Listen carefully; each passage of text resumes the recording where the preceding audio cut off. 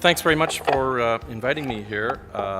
When Kim called, she mentioned that this was coming up, and that she wanted me to be cheerful and optimistic. And I think the rule in these things is just at least be more cheerful and optimistic than your audience. And when I look down, this is Financial Officers Association, so I'm golden. Now I have to be careful because as Ron said, I'm former executive director. I've left the Institute, and I'm now a financial officer myself. I've moved to the Archdiocese of Toronto, where I'm the Chief Financial Officer, or formal title Chancellor, Temporal Affairs. So that was my last shot at finance people, because now I are one. What I want to talk to you today about is it's less of a kind of a minute by minute, or here's where we are this very day. It's more of a retrospective over the last decade of how Ontario's been doing and what we see the challenges going forward. So it's more of a long-term or mid-term perspective than a, I understand the CPI numbers were out half an hour ago, and I don't know what they are, and I won't be talking about that. The Institute for Competitiveness and Prosperity published its 10th annual report recently. Our mandate at the Institute is to measure and monitor Ontario's competitiveness, productivity, economic progress compared to other provinces and U.S. states, and to report to the public on a regular basis. So it was set up 10 years ago by Premier Harris. Roger Martin is the chairman of the task force that we support. So he appointed a task force headed up by Roger Martin at the Rotman School. These are the various members. And the Institute was put in place as a permanent body to serve as a secretariat to do the research. So the task force members include people like Jim Balsillie from Research in Motion, Lisa DeWilde, the CEO at TV Ontario. We have venture capitalists like David Folk. We have the head of the NSERC, Suzanne Fortier. We have academics like Dan Treffler at the U of T, Tim Penner, who is now, who for most of his stint at the task force was president of Procter & Gamble Canada. So we were asked to support the task force in doing the research around how's Ontario doing. And what we want to talk about, or the three kind of headlines, is that we have a prosperity gap here in Ontario. I'll explain what that is. But that prosperity gap is a productivity gap.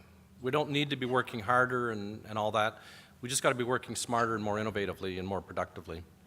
We'll then take a 10-year retrospective and an outlook for the future. So where have we been, and where do we, where are we challenging Ontario to get to? And then finally, what actions are we recommending? And I forgot to say that my successor is now in place. He just joined, or he was appointed in June, but didn't take over until just last week. So he was unable to do this presentation. But it's Jameson Stevie, who you may remember. He was the principal secretary to the Premier. So this is a major promotion for him, heading up the Institute, I got to say. If you look at how does Ontario stack up to these other large regions, provinces, states around the world, and these are the 12 international peers that we kind of focus in on. These are provinces or states or regions that look like Ontario in that they have a population of 6 million or more. So Ontario's about 12 million. So one of the things we decided was we're going to focus our energies on tracking how Ontario does against jurisdictions that are about half our size or bigger. So we don't spend a whole bunch of time worrying about how Ontario does against Alberta, because Alberta is still only a couple of 3 million people sitting on a bunch of oil. And we don't think that, as great as Alberta's doing, Ontario's got to learn lessons and benchmark itself against others. So these are the jurisdictions outside of North America that we look at. So there's Southeast England, there's Catalonia in Spain, there's New South Wales in Australia, a couple regions in Japan, 4 different lender or states in Germany, and so on. And if you look at GDP per capita, Ontario's right smack dab in the middle of that group. We're in good company. These are the most powerful economic regions around the world, and Ontario's right in the middle of them.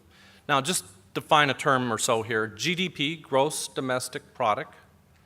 That is a measure of how much value we Ontarians have created in our day-to-day work as we go to our offices, as we go to the factories, as we go to the forests and cut down trees, etc. How much value added are we creating that finds its way into our pockets as wages and corporate profits and income taxes, and there's a very tight relationship between GDP and wages, okay? So this is the output of our economy. It gets split up by the capital owners. It gets split into, for the wage owners, and wage owners, typically garner about 2/3 of GDP. And you can see, and these are all in Canadian dollars, in 2010 dollars, and we converted everything at purchasing power parity, not the day-to-day exchange rate, but just trying to, what does a dollar buy as in terms of a basket of goods. So Ontario is actually above the median of all these states and provinces around the world. You see the two leaders are Hessen and Bavaria in Germany, and Lombardy, which is kind of the north part of Italy, the industrial zone. New South Wales in Australia is very close to us. So we do really well when we look at how we stack up to other like jurisdictions around the world. Now, you'll note I haven't talked about North America. If you do the same criterion inside North America, you find that there are 15 other jurisdictions in North America with half our population or more. So from tiny Massachusetts and Indiana, which are about 6 million people or so, all the way up to California, which is like 35 million, so as big as Canada. And inside Canada, the only other jurisdiction that meets that size criterion is Quebec. The story's not so good when you do the analysis inside of North America. You can see we're second to last. Now, I think it was good that we had Quebec in our peer group, because that guarantees that'll keep us from being last, and with the current economic policy going on there, I think we're safe for another decade. So, if you go back to how you look at the variance, look how far we are from the leader. So we're at 45,000 in Ontario versus the German state of Hessen at 52,000. Look at how far we are away from the leader in North America, New York State or Massachusetts or New Jersey. Look how far we are away from the median. We're well down there. Now you may think, well, that's Canada, that's Ontario. We can't be as good as the Americans when it comes to output and GDP. Well, if you take this exercise and go back over time, you can see that up to the early 90s or the late 80s, we were right in the middle of the pack. We were in the middle of the pack of the most prosperous, productive, innovative jurisdictions in the world, those states in North America.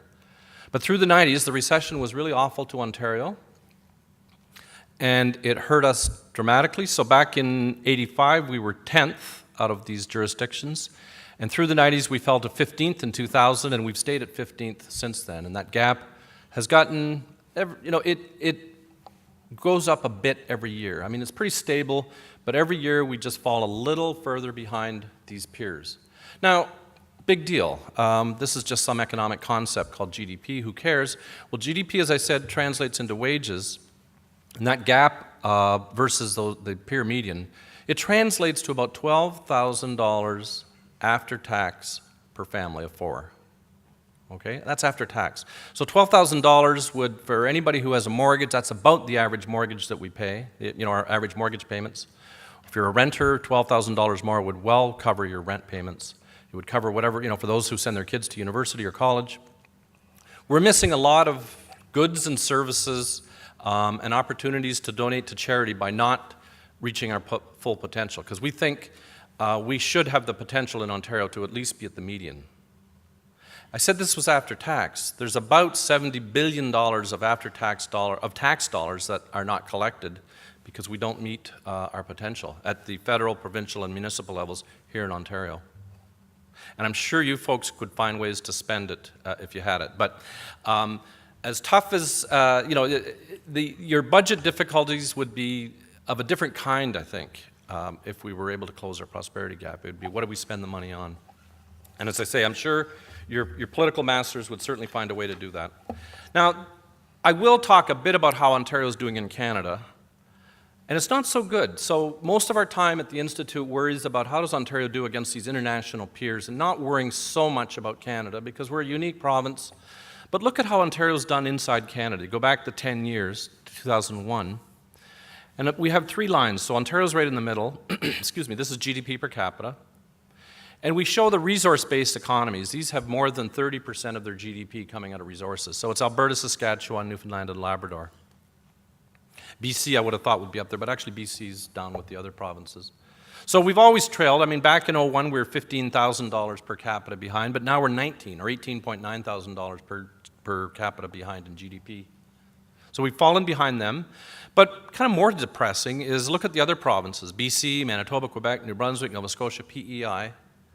We've always led them, but look at that gap shrinking.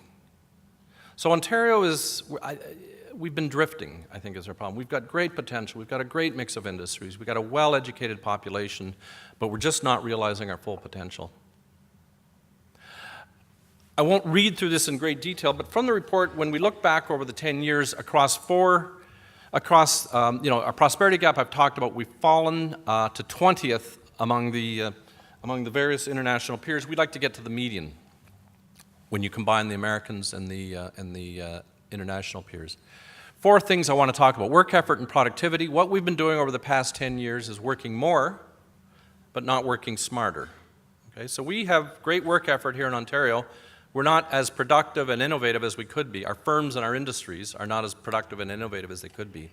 We'd challenge Ontario to become a world leader in innovation and productivity.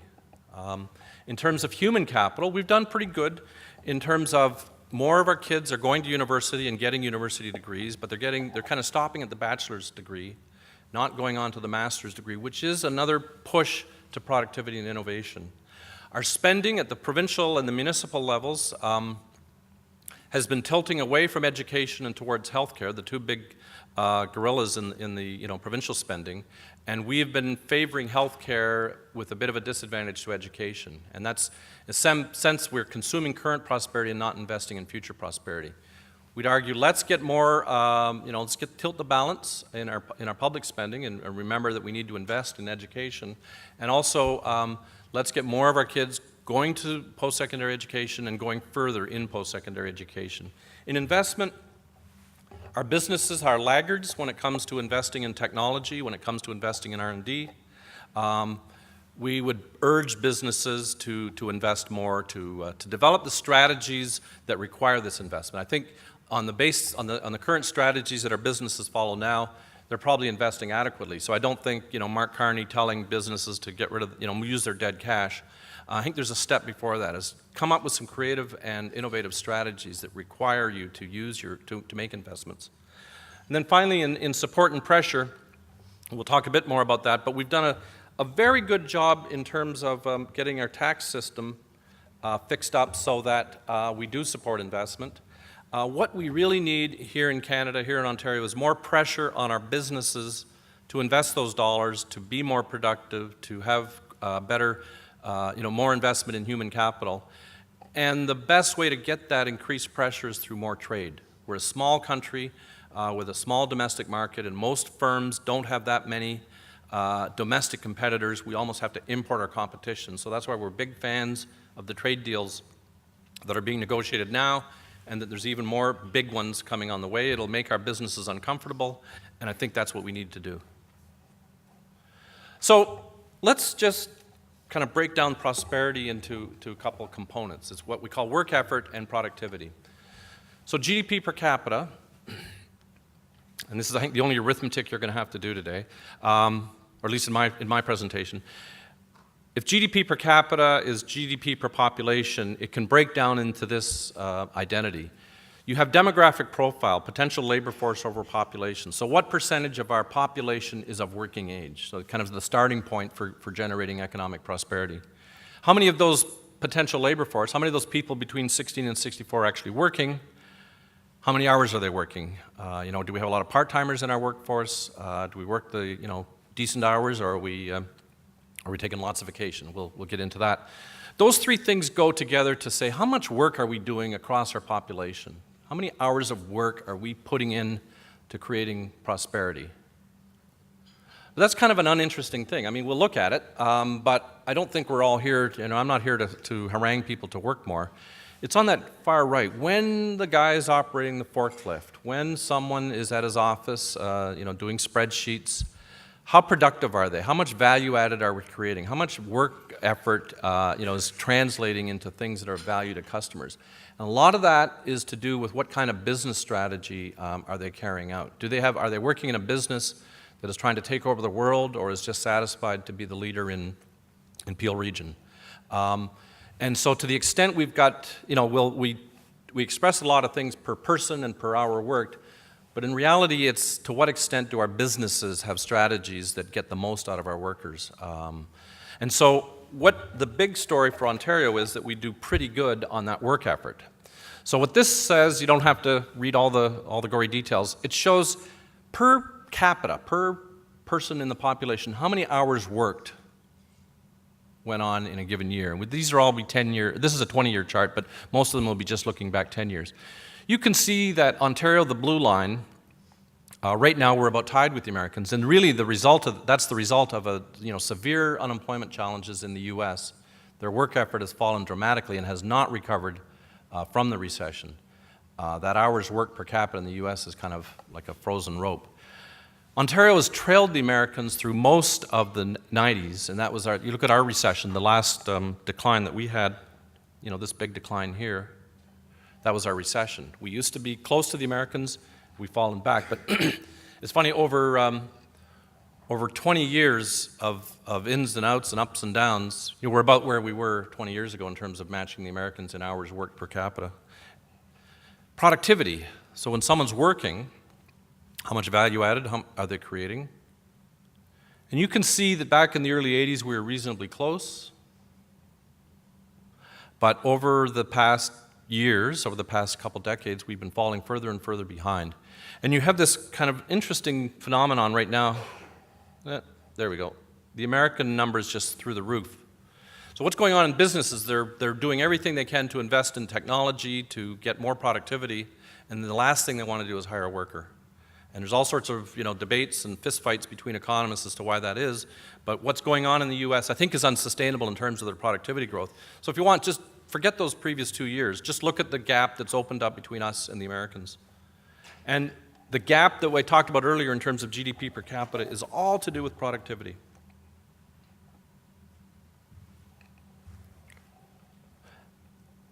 Now, just let's go back to this. I'm going to go in a little more detail, but don't worry, I'll swim quickly through this. The two pieces I've talked about, work effort on the left, these are all little components of GDP per capita. And there's a whole bunch of little things. There's no silver bullet that we can just say to government, you do this and everything will be resolved. And I will give full marks to governments federally and provincially for doing the things that people like us have recommended. It's really now to the private sector. But the work effort, $200, our GDP per capita would be $200 higher if we didn't have a productivity, $200 higher than the Americans if we didn't have that productivity disadvantage. So when you try to explain a $7,700 gap, we have a $200 advantage in working more than the Americans, but $7,900 in productivity. And so it's productivity that we care about, and productivity is kind of a boring concept that it sounds like, well, you just want our guys to work faster and work harder. No, productivity is innovation, value added per hour worked. How does a firm get more value added out of its workers? It has products and services that their customers are willing to pay more for, or it's found a way to get its process more streamlined and just a better process that they can get more output with the same amount of workers. And I would argue that all of those things are innovation, an innovative product or service, an innovative production or service process. Those are the things that get you productivity. So if you don't like the word productivity, just substitute innovation. And I think innovation is still an interesting and hot topic amongst politicians and the press. So don't go to council talking about productivity, that we need to improve our productivity. Go talk to them about how we need to be more innovative. Because more innovation and more productivity are the same thing. So we have a prosperity gap, which is a productivity innovation gap. And I just want to kind of look across 4 elements of our economy to kind of try to see how does this prosperity gap manifest itself. So work effort and productivity, we've touched on that. I just want to go go a little bit below the surface on what explains our work effort parity or slight advantage versus the Americans. So we're trying to explain hours worked per population. The first thing, as I said earlier, was demographic profile. To what extent do we have a population that's got more people in that 15 to 64-year-old group? And you can see that against our North American peers, we have an advantage in Ontario, and the advantage has widened slightly. Now that advantage is going to narrow because what the Americans right now have more younger people than us, and those younger people are going to move into that sweet spot. But even 20, 30 years out, when we all have demographic challenges facing us, the projections that Stats Canada does for Canada and the U.S. Census Bureau does for the U.S. indicates that we will still have an advantage on our demographic profile. I think a lot of it's to do with immigration. And then the poor, not poor, but the poor Europeans and Japanese. I mean, they're already starting to see big problems, and never mind, what that means to their pension and their social security system, just what it means for their economy when there's just fewer workers to create value. Participation rate gets at, to what extent do people of working age try to get into the workforce? So this isn't just are they working, it's are they working or are they looking for work, right? And we've always had an advantage over the Americans in terms of participation rates, and we all, beat the pants off the international peers. More Ontarians are looking for work than Americans or other parts of the world. We're not laggards or slackers when it comes to wanting to work. We have a very high participation rate here in Canada. This is only a 10-year piece, but one of the things that we've done here in Ontario and in the U.S. way better or way more than the Europeans has got women into the workforce. So women have kicked up this participation rate, and the Europeans they still haven't caught up. So you've got people trying to work. How successful are they? What kind of unemployment rates have we had?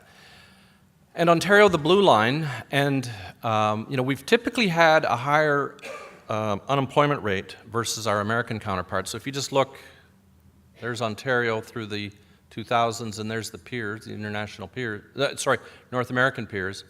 We've traditionally had higher unemployment than they do, but now the tables are turned. The Americans have had very severe unemployment growth, as have we, but not as bad as the Americans. And we are, one of the things that you see in the other parts of the world, their participation rates may be lower, but the people that are looking for work are more successful in finding work. So I think you have way more discouraged workers around the world, or a permanent kind of unemployed class or unparticipating class. I think the bargain they make in some parts of Europe especially are, if you're low skilled, if you're not, you're only high school or a high school dropout, don't even show up. We'll just put you on the dole. And I think, I don't know if that's the kind of economy that we want, but that means they'll have lower participation rates but better unemployment rates than us. Now, when you combine participation rate and unemployment, you get what we call utilization, or the economists would call the employment rate. Of all the people who are 15 plus, how many are actually working, okay? And look at Ontario. I mean, we lead the U.S. peers, and we lead by a long shot the international peers. More adults in Ontario are working than pretty well any other part of the world. Now, one slight bit of not bad news, but one negative to this kind of narrative is that in terms of hours worked, so you've got someone working, a worker in Ontario, a worker in the U.S., a worker in France, Germany, Japan.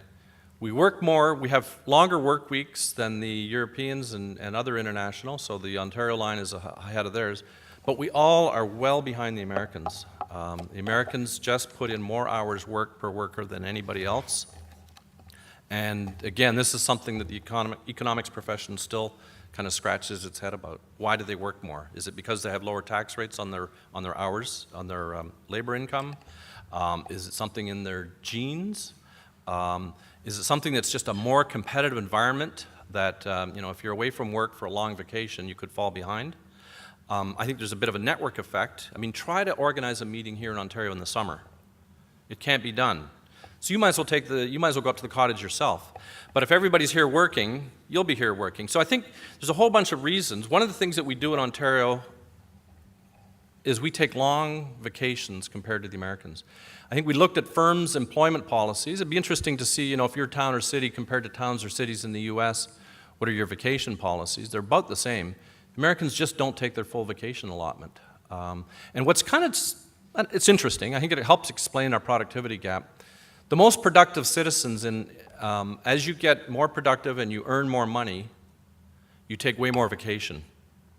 So if you look at the poorest the bottom 25% in Ontario and the bottom 25% in the US, they take about the same vacation in terms of weeks per year.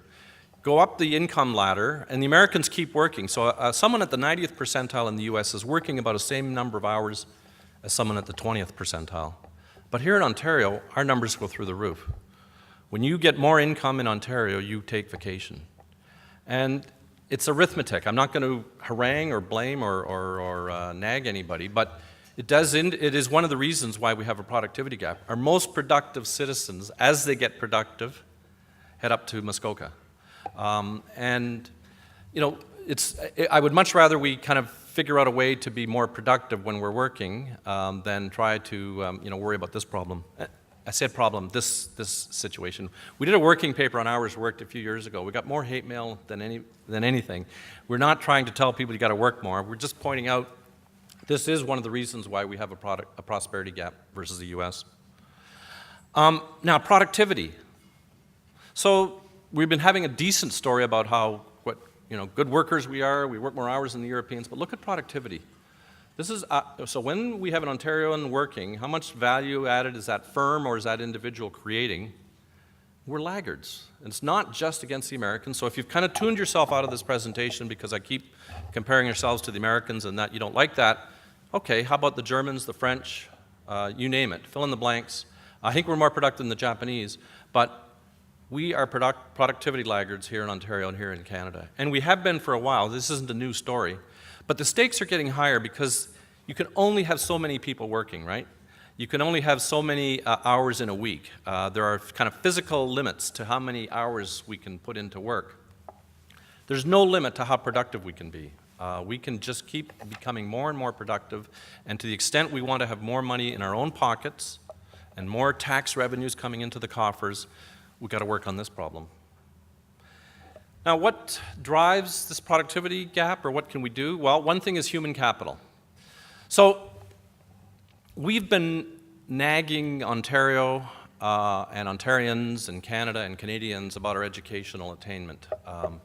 We have fewer people with university degrees in the workforce than the Americans.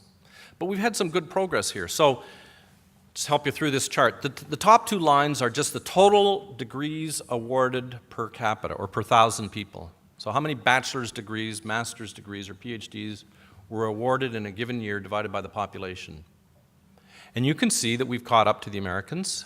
So that's a good story. That's good news, because it's university degree holders that earn more money and are less likely to be unemployed. And that's because they're more productive and more innovative, and they create more value for their employers. And we'll get into a little more detail on that. So overall, in terms of degrees, we've caught up to the Americans. Now, there's always a but coming with these slides. We've made that improvement, or that we've caught up through bachelor's degrees. So we've got way more of our kids getting bachelor's degrees than we used to, and we beat the Americans pretty handily now in terms of how many kids are coming out of university with that first degree. But master's degrees, if you look at wages and you look at unemployment numbers, that second degree just does you so much better. You'll earn more money, and you'll be less likely to be unemployed. And look at the gap that we had and we still have in terms of master's degrees. In terms of PhDs, it's almost like a rounding error, so it doesn't really matter. PhDs are awfully important, but they're a very small percentage of what's coming out of our universities. So we think it's great that we've caught up on the bachelor's side. We got to get more of those kids with the bachelor's degrees to stay in school and pursue a master's. And this is a slide I showed up in Northern Ontario, so that's why Thunder Bay and Sudbury are highlighted. But these are the metropolitan areas across Ontario, so you can take a quick look to see where you fit in. If you're from Ottawa-Gatineau, or Ottawa, you have the highest percentage of your workers have university degrees. Now, that's a very normal thing for a capital. Washington, Paris, London, capitals typically have a higher percentage of bachelor's degree holders in them. So just kind of don't ignore Ottawa, but that explains Ottawa. But then you've got, Toronto, does pretty well on this metric. And you go all the way down to Brantford at the low end. And I'm sorry for anybody from Brant or Brantford here. These are the numbers. They're Stats Canada's. I didn't make them up. But this is something you might be thinking about for your own municipality, is what can you do at a municipal level to encourage, especially if you're a university town, how do we get these kids from Western to stay here in London? How do we get the kids from Laurier and Waterloo to stay in the Waterloo region? Because I think it's a big challenge for Kingston, although they do pretty well. I suspect a lot of those Kingston people are teaching at Queen's as opposed to working in the labor force. So I think there's challenges for municipalities, and if we have a university, how do we keep them here? If you're at Brantford, how do we twin up with Laurier and at least make sure we got a campus in town? So I've broken the degrees between bachelor's and master's. The other way to cut it is by what are they learning, or what are we graduating our kids in? And so this just looks at all university degrees awarded, bachelor's, master's, and PhDs, and it's the same at the top, it's the same thing. We trailed the Americans, and now we've caught up. Now, I'm going to focus in on the kind of all the spaghetti at the bottom there. Business degrees, we've argued now our chairman at the Institute is the dean of the business school, the Rotman School, so you can tune this part out, you say, well, it's just self-interest. But just consider this. We trail the Americans when it comes to business degrees that we graduate. So the top line in that spaghetti, that top blue line versus is the U.S., the top red line in the spaghetti at the bottom is U.S. business degrees. Right there, if I can stop shaking. And there's Ontario's business degrees at the bottom. We don't produce as many business degrees as the Americans by a wide margin. And if you look at that page, that's the only gap there. I mean, science, we produce more scientists than the Americans do. We do not have a science education gap. We have a business gap, and it's largely because our universities still don't have enough spaces in their programs for kids that want to take business. It's way harder to get into U of T Commerce program than it is Waterloo Engineering.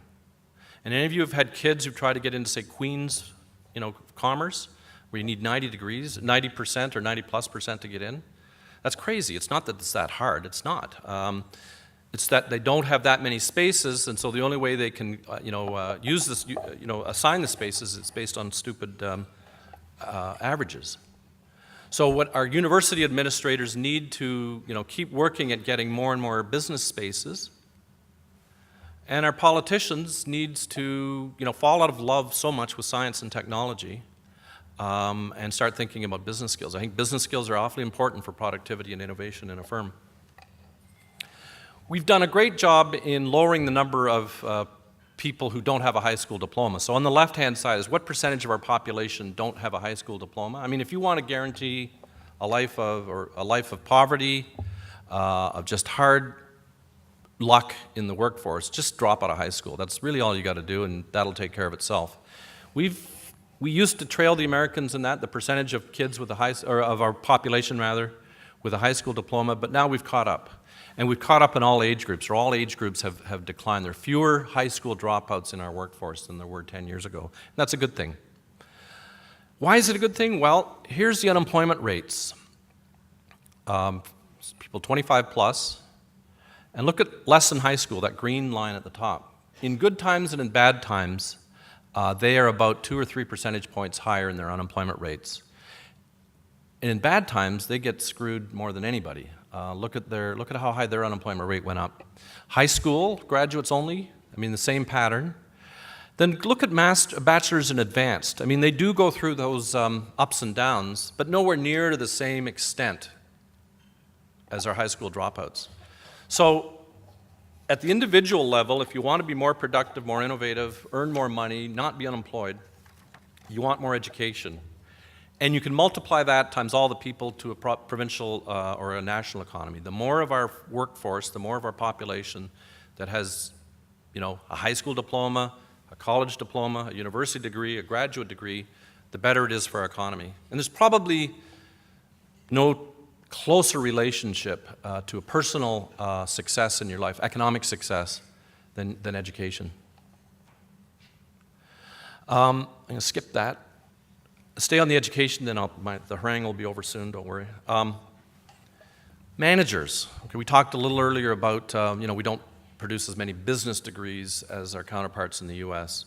So just never mind business degrees. Let's just look at university degrees of any sort, and let's just focus in on about the 11 or 12% of our workforce that are managers. These are people, according to the occupational classification, that make policy decisions, that are the head of a company, doing the strategies, doing the major execution. In the U.S., more than half of their managers have a university degree, and in Ontario, only 40% have a university degree, and that gap has not changed.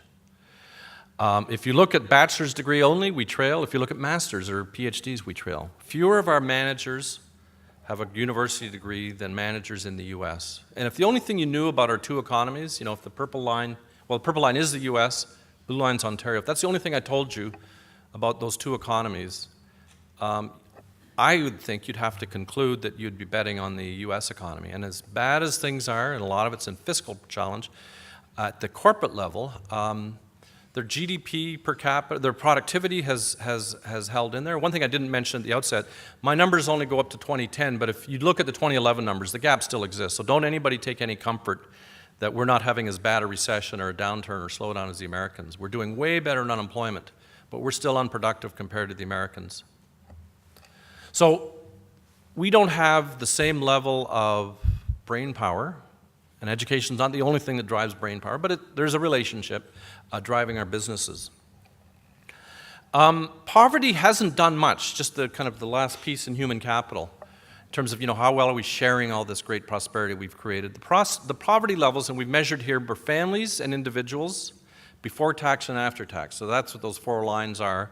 And we're using a measure called percent that are below LICO. So these are the percent of people that spend a significant amount of their income on clothing, food, and shelter. Okay, if you spend a significant amount of your income on that, Stats Canada puts you below called the low-income cutoff.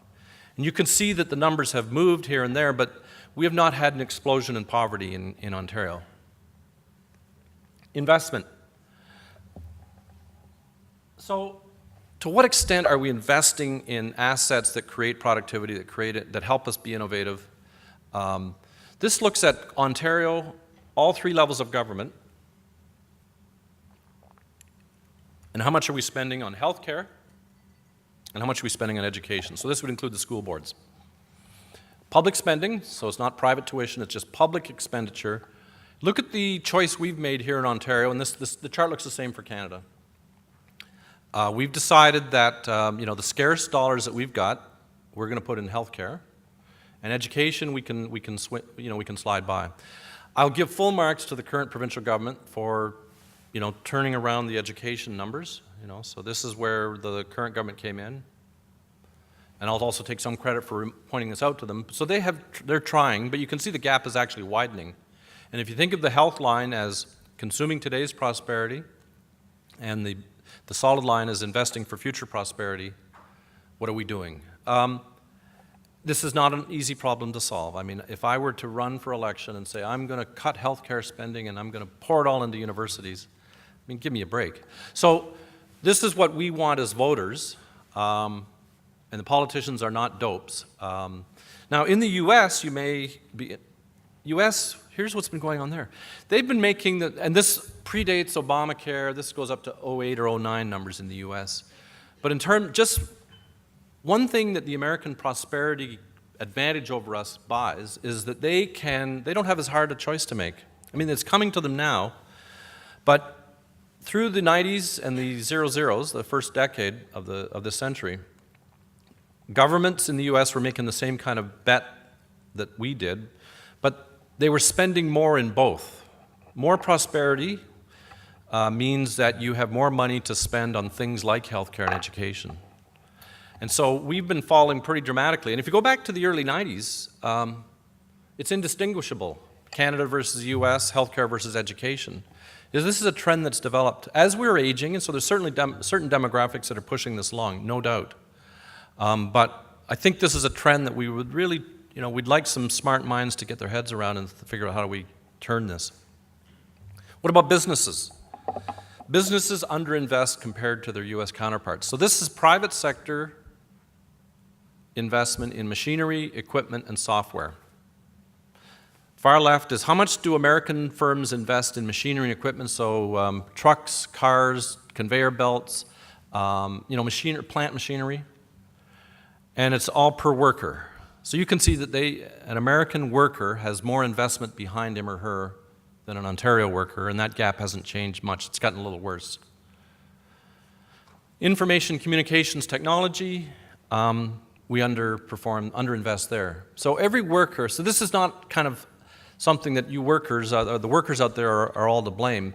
Workers are going into plants and offices without as much investment behind them as their counterparts in the US. And that does drive differences in productivity, innovation, and prosperity. Take that middle guy, the technology, and just break it down. You don't need to be able to read this, but it breaks into hardware on the far left. Our businesses invest as much in the boxes as our counterparts in the US. I think they understand, you got to buy a box. They underinvest in telecom, but look at the software. And software is kind of a marker for, do we have a brainy management that figures out that software is something that drives our productivity? Do we have really good strategies that depend so much on software? And we're underinvesting in software relative to the Americans. And I think that's all part and parcel of a less sophisticated management cadre, a less sophisticated business sector than in the US. And we underinvest in R&D. Look at the middle box. This is R&D as a percentage of GDP. And we've been falling further behind the peer median in the US. But in education, so I was earlier talking about how in education we're not spending as much as the US, but one of the things we are doing in spades is investing in R&D at universities. Look at Ontario. So that's not a misprint. Ontario's way ahead of the Americans. We're way ahead of everybody in the world when it comes to how much investment in R&D we have at our universities. And I think this is the deal that we made with our innovation policy in Canada, is that if we invest in science, we're going to be more productive and more innovative. And it ain't true. We've tried a 10, 15-year experiment in investing in science and technology in universities. And our argument would be that that hasn't worked, and I think the federal government and the provincial government are now starting to realize that. That hasn't done much for innovation, because you need good, solid businesses who are pulling away from the universities the science and technology that's coming out of there. You can't push on a string. If you don't have a sophisticated business environment that says we got to have technology, we got to have R&D to help us be more competitive, it's for naught. And where we need to be spending the money in our universities is on the student experience. We've got way too many of our profs chasing NSERC grants so that they don't have to teach. And our kids, the classes are getting bigger and bigger.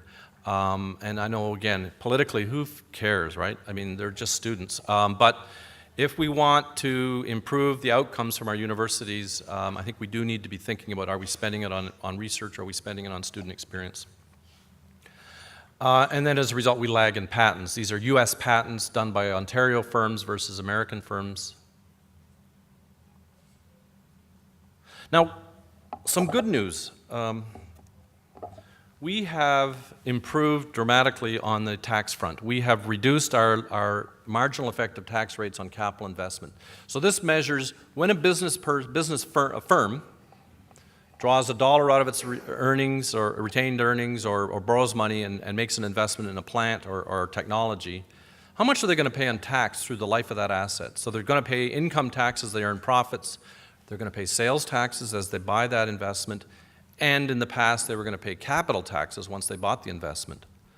And so our sales tax structure drove the cost of investments up, and the fact that we were taxing capital, a really stupid idea, drove up the tax rates on capital investment. But look what's happening. Federal, provincial, both parties, I think a public sector policy has been pretty smart here. And look how we've compared to the rest of the world. I mean, the rest of the world's kind of standing still, and Ontario and Canada has come down. I think this is a big win for public policy. The challenge is, will businesses respond to this better environment? But we have now one of the best tax environments in the world for business investment. Pressure and support, I'll close off on that. So two things need to be working in public policy on our firms. We need to be giving them support. That's infrastructure, do we have great human capital coming out of our universities? Do we have a good tax policy? Do we have rule of law? That's all those things that support businesses as they go about their endeavors. But if it's not on the final, you're not going to study it. If some competitor down the street isn't trying to put you out of business, you're not going to rise to the full challenge. So you need pressure. You need sophisticated customers. Here's where you in municipal government can play a role. Are you a very, very, very sophisticated buyer of services from your private sector in your municipalities? Because we need more pressure on our firms to perform better, and we need more pressure from competitors. And as I said earlier, we're a small market. We have to import competitors so that we make it uncomfortable for our firms. I'm going to skip this, sorry. Just in terms of support, one of the things that we don't have in Ontario is urbanization, believe it or not. And by urbanization, I'm referring to what percentage of our population live in census metropolitan areas.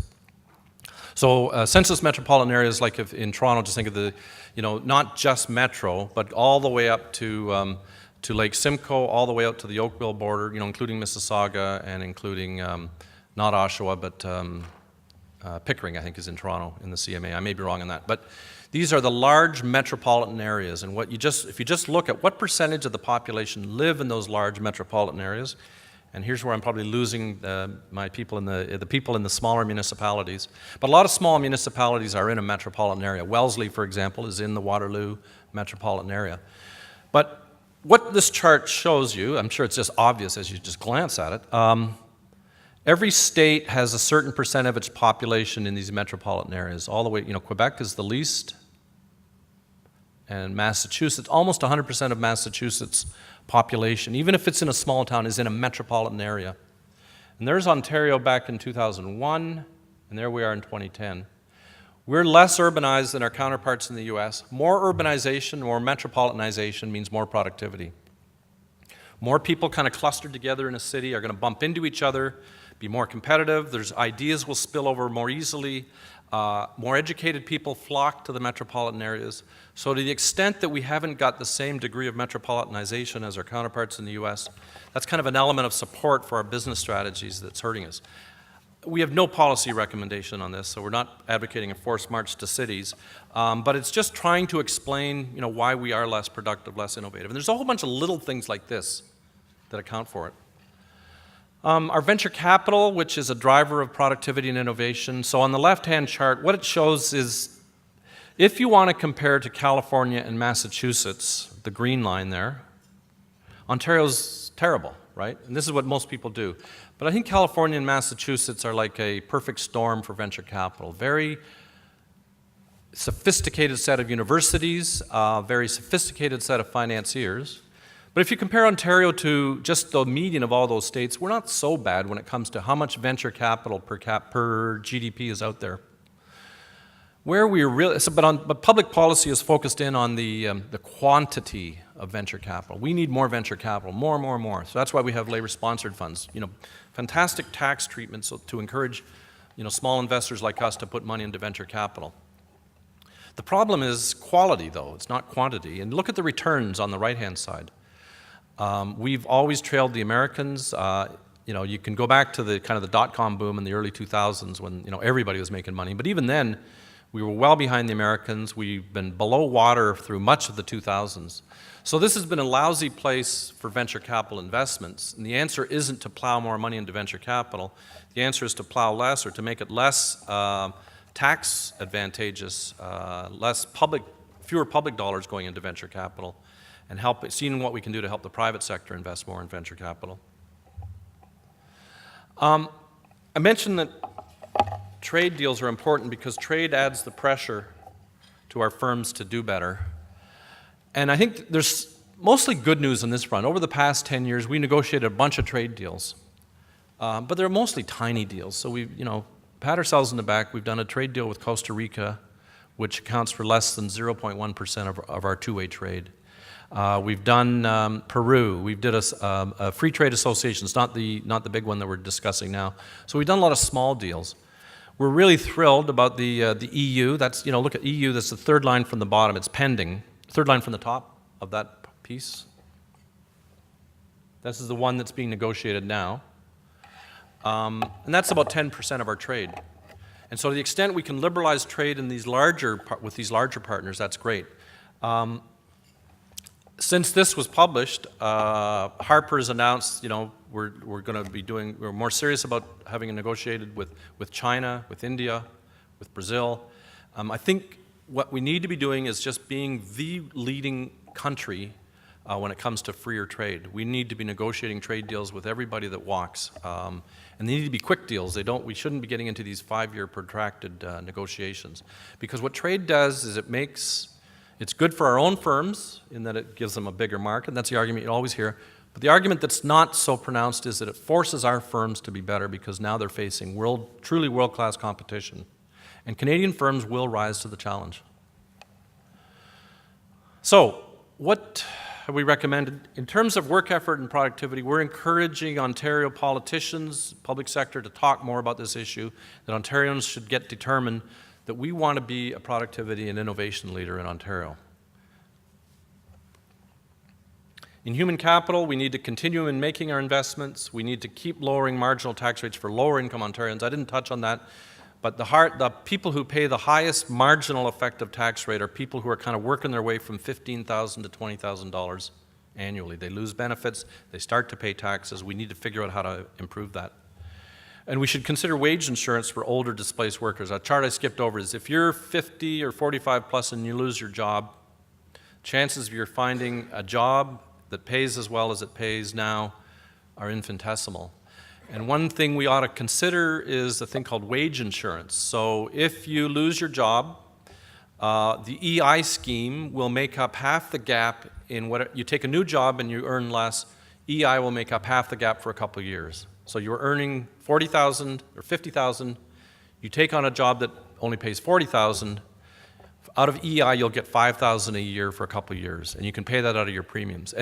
It's been experimented with, but I think we need to experiment more because we need to recognize that a lot of the retraining we do, of our older workers especially, is just wasted.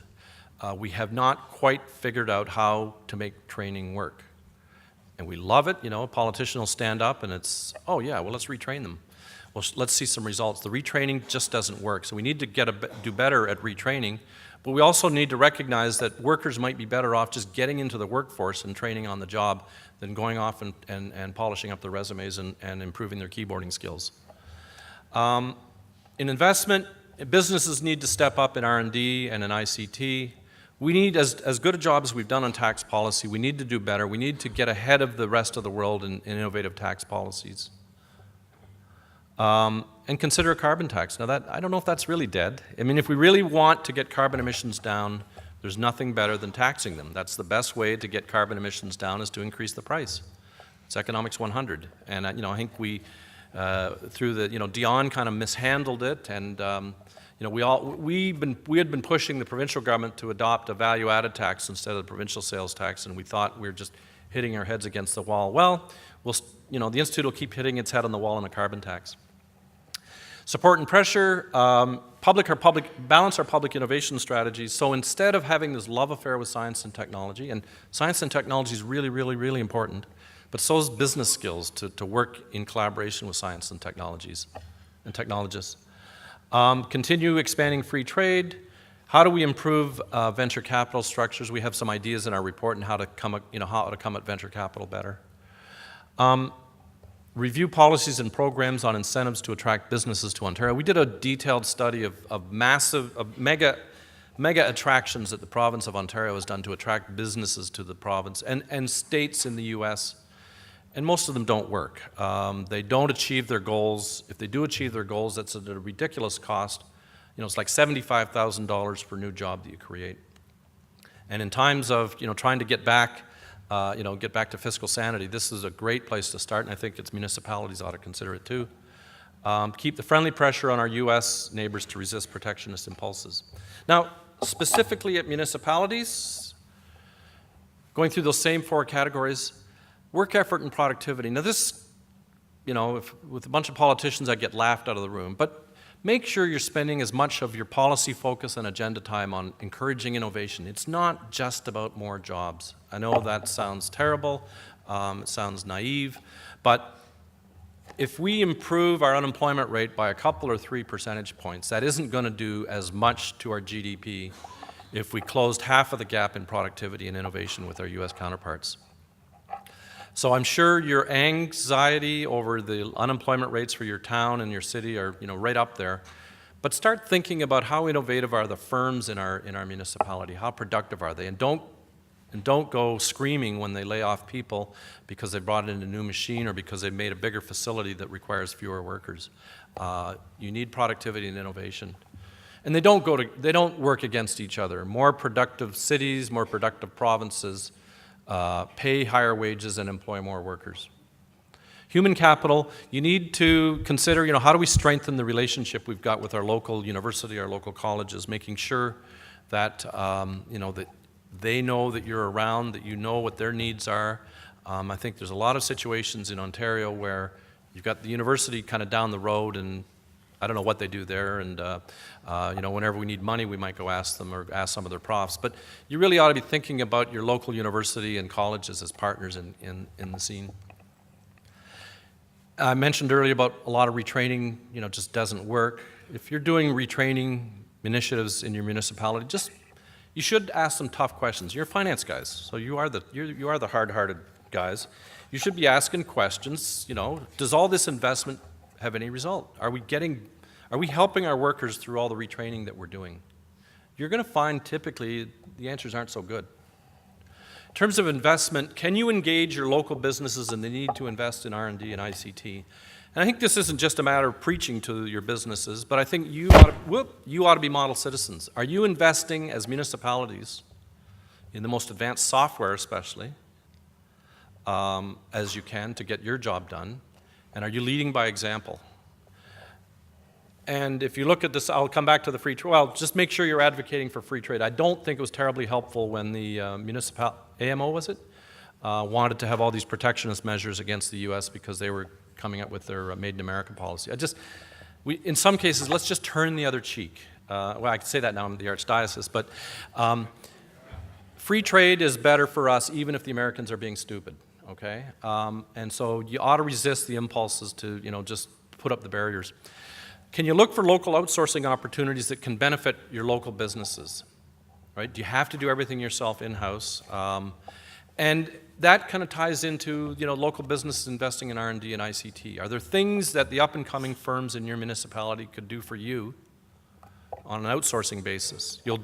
I guarantee you'll provide better service, not because, public servants are bad or anything like that, but somebody in the private sector who has to, bid for the work and keep the work is just typically going to be more innovative and is, in many cases going to provide as good, if not better, and cheaper service. And to the extent you've got business attraction, I know the province doesn't allow you to spend a lot of money, but if you're doing, tax abatements or anything that attracts local businesses, just look at it really carefully. Or maybe you want to do a retrospective. We attracted this car plant here, or we attracted this cardboard box facility here a few years, 10 years ago. We spent this much money to get them. What did we really get for it? So lots of positive news in Ontario over the past 10 years, but I think there's just so much more we can do, and it's all about productivity and innovation. We just got to make Ontario, make your municipalities the most innovative places in the developed world. And I know we can do it. Thanks very much.